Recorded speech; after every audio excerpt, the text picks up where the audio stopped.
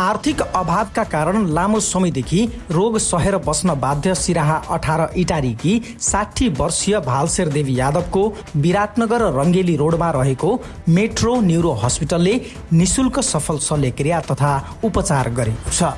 गम्भीर प्रकारको इपिग्यास्ट्रिक हर्नियाबाट पीडित यादव विगत 1 वर्षदेखि उपचारको पर्खाइमा थिइन्, तर आर्थिक विपन्नताका कारण उपचार गराउन नसकी निराश भएर घर फर्किनुपर्ने बाध्यतामा रहेकी उनको अवस्था निकै जटिल बन्दै गएको थियो।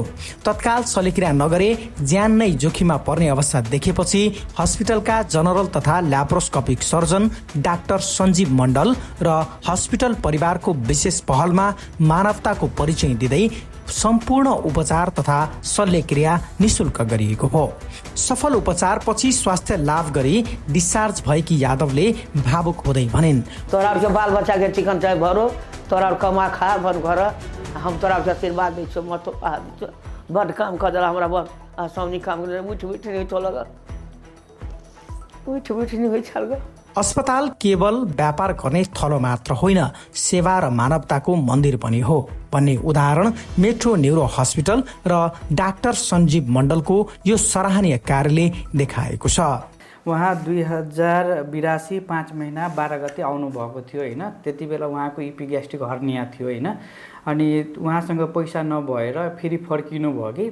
अनि उहाँले के भन्दै हुनुहुन्थ्यो भने उहाँको छोराहरूले इँटा भट्टा गर्नुभएको थियो अरे, त्यसमा लस भयो होइन। उहाँको अब त्यसपछि आर्थिक अवस्था एकदमै कमजोर भयो उहाँहरूको। अनि त्यसपछि अनि खसीहरू पालेर होइन त्यो बेचेर फेरि मनिर आयो। यस्तो कहानीहरू मनिर सुनायो बिरामीले, यस्तो यस्तो घटना भएको भनेर। मसँग पैसा छैन आउँदाखेरि उहाँको आन्द्रा चाहिँ बाहिर धेरै थियो होइन।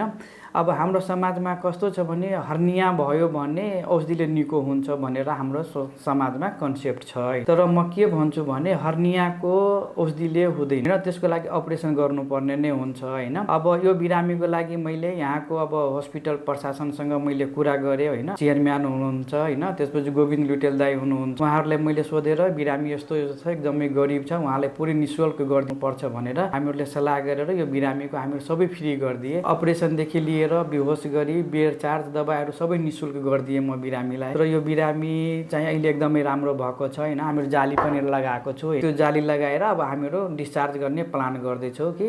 अनि ओटीमा चाहिँ हाम्रो जस्तै म पनि भइहालेँ। त्यसपछि हाम्रो बेहोस गर्ने डाक्टर साहब हुनुहुन्छ मनोज राई होइन, उहाँको सपोर्ट थियो। त्यसपछि हाम्रो ओटीको स्टाफहरू पनि भाइहरू छ, सबैको सहयोग र हस्पिटल प्रशासनको सहयोगले हामीहरू यो काम गर्न सफल भएको छ। त्यो हर्नियाहरू भयो भने त्यसलाई चाहिँ जति छिटो हुन्छ नजिकको डाक्टरनिर सल्लाह लिएर अपरेसन गराउँदा राम्रो, सबभन्दा राम्रो। किन यस्तो हुन्छ कि अब जस्तै हामीहरू पनि मानव नै हो होइन, मानवलाई नै सेवा गर्नुपर्ने हुन्छ होइन। मोटामोटी दिनमा 3-4 वटा अपरेसन सधैँ नै गरिरहेको छु, तर मेरोमा पनि त केही त क्वालिटी होला एउटा कुरा होइन।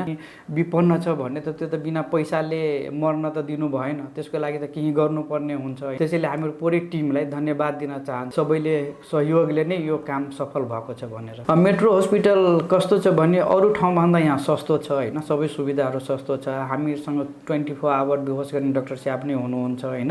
अब मेन भनेको यो संस्था भनेको डाक्टरको नै लगानी भएर हामीहरू डाक्टर भएर बिरामीको दुःख बुझ्ने गरिरहेको छौँ कि हामीहरू। त्यसैले त्यो बिरामीले कति सहजीकरण गर्न सकिन्छ भने त्यो हामीहरू आफ्नो साइडबाट र प्रशासनको साइडबाट गरिरहेको छौँ।